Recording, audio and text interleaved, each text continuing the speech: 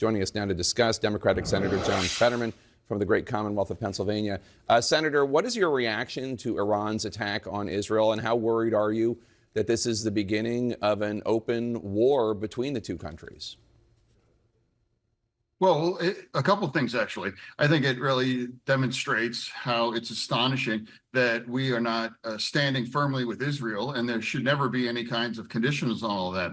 When a nation can launch hundreds of drones towards Israel, and I'm not going to be talking about conditions ever.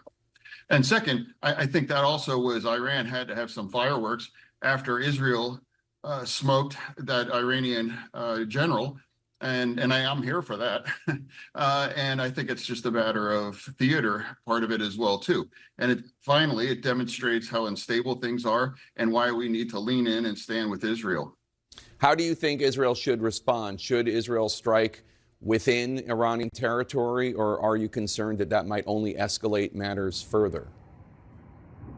Well, I'm not going to suggest what Israel should or shouldn't do on that. But I also do think that Iran is pleased with, they have enough of money on the table with all of its proxies all around in the region as well, too. And Iran certainly can't take on Israel, and certainly not us. So I think they would just like to keep things as they go. And then after they made a point back, I think they could go pretty quiet and go back to just using their proxies. A senior administration official tells CNN that President Biden told Prime Minister Netanyahu that the U.S. will not participate in any offensive operations against Iran. Do you think that's the right call, or should direct U.S. military action, as some of your colleagues in the Senate are suggesting, should that be on the table? I don't agree with that, and I'm just think we should follow and have Israel's back in the situation. I don't agree with the president. That doesn't change anything that he's a fantastic president, and I'm proud to stand with him and campaign for him and vote for him. Marco Rubio was just on the show, and he said the White House leaking the fact that Biden told Netanyahu not to directly respond, to take the win, quote unquote, was offensive to him, because it seemed to suggest that it's Biden trying to appease the far left in his party. What's your response? Well, I don't know. I mean, the president is entitled to his own views and whatever he decides to do.